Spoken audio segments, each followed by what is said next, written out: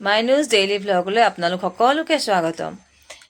এয়া চাওকচোন, আজি দেওবাৰৰ দিনটোত আমাৰ ঘৰৰ পৰিৱেশটো মই দেখাবলৈ লৈছোঁ। কি ধুনীয়া সুন্দৰ প্ৰকৃতিৰ পৰিৱেশ, কিমান ভাল লাগিছে চব। বতাহ, সিফালে আকাশখন চাই দিয়কচোন।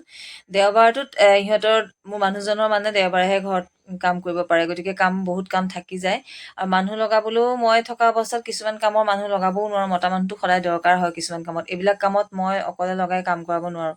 আৰু বতৰৰ কথা আছে, বাৰিষা চাওক কি ধুনীয়া লাগিছে প্ৰকৃতিৰ পৰিৱেশখিনি। ওপৰত উঠিছে যদিও বহুত ভয়ে ভয়ে, পটককে বৰষুণৰ নিচিনা কৰি দিয়ে, পটককে ৰ'দ দিয়ে। খুব ৰিক্সত এই পুৰণা টিংখিনি খুলিছে। আপোনালোকক আগতে এটা ভিডিঅ'ত মই দেখাইছিলোঁ, বান্দৰে বহুত বেছি উৎপাত কৰে আমাৰ ঘৰৰ ওপৰত। আমাৰ এইখিনিত হৈছে এতিয়া বহুত বেছি বান্দৰ। অকল আমাৰ নহয়, গোটেই টিংবোৰ, পুৰণা টিংবোৰ শেষ কৰি দিছে। আৰু জঁপিয়াই ইমান বেছি ফুটা কৰি পেলাইছে, পানী ভিতৰত মানে একদম কলহৰ মুখে ঢলা দি ভিতৰতে পানী পৰে। সেইবাবে এই আগৰ পুৰণা টিংখিনি পাতলো আছিলে। পেলাই থাকোঁতে পাকঘৰত গোটেই টিং খুলি থাকোঁতে এয়া দেউতা আহিছিলে। দেউতা আমাৰ ওচৰতে যিহেতু ঘৰ, এইখিনি সময়ত আহে কেতিয়াবা, চাহকণ দিওঁ। আজি চাহ একাপ দিবও নোৱাৰিলোঁ, ৰুটিখনকে দি পঠাইছোঁ, আপুনি নিজে বনাই খাবগৈ চাহকণ। কাৰণ পাকঘৰত গোটেই টিং উলিয়াই থৈছে আৰু বৰষুণৰ নিচিনা কৰিছে, খুব ৰিক্সত দৌৰাদৌৰি কৰিছে আৰু টিংখিনি। কেনেকৈ হ'বগৈ নে নহ'বগৈ সন্দেহ কৰিছে বতৰে। গতিকে দেউতাকো সেয়া চাহকণ দিয়া নহ'লে পঠালোঁ। তাৰপিছতে এয়া চাওক, সম্পূৰ্ণ টিংখিনি খুলি দলিয়াই পেলোৱা হৈ গ'ল। তাৰপাছত এখন এখনকৈ আনি এয়া ওপৰত, বতৰটো চাওকচোন, দেখিবলৈ কিন্তু বহুত ভাল লাগিছে। বহুত বেছি চোকা ৰ'দো দি দিয়ে, ঘপককৈ বৰষুণ দি দিয়ে, ঘপককৈ ক'লা কৰি আহে। মানে বহুত এজন আহিলে, দাদা এজন আহিলে, বাবা দা, আৰু মাতিছিলে মানে।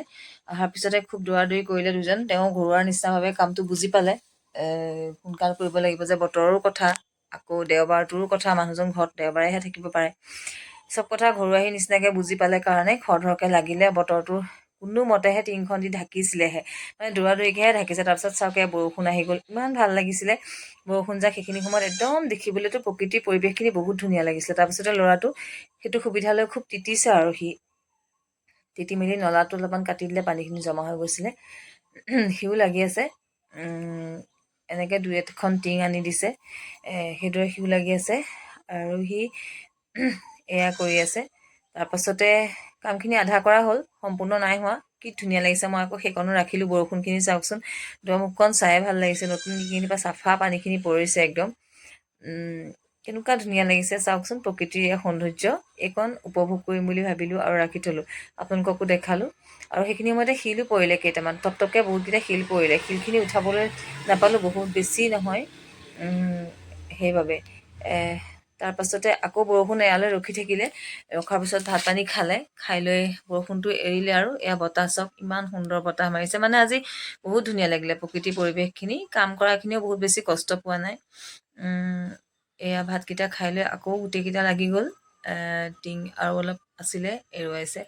এইখিনি কামৰ বাবে আজি মই ডাঙৰজনী ছোৱালীক, যোৱাকালি ভিডিঅ'টোত মই কৈছিলোঁ যে তাইক আহিবলৈ মানা কৰিলোঁ, তাইৰ গাটো বেয়া। এইবিলাক কাম কৰি থকাৰ সময়ত এই বৰষুণ, এই ঘুগুলা, এইবিলাক লাগিবৰ কাৰণে তাইক আজি আহিবলৈ মানা কৰিছিলোঁ। আৰু সেইবাবে মই কালি তাইক নিজেই গৈ তাইৰ ৰুমত ভাতকেইটা দি থৈ আহিছিলোঁ বনাই পেলাই। আজি দেওবাৰটোত তাই চাগে অকলেই থাকিলে। ঘৰখনত এনেকুৱা এটা পৰিৱেশ মোৰ হৈ আছে। বহুত বেছি বৰষুণৰ পানী পৰিছে, বান্দৰে বহুত বেছি অত্যাচাৰ কৰি পেলাইছে। তাৰপাছতে এয়া মুকলি সময়কণ, আৰু এতিয়া বৰষুণ নাই।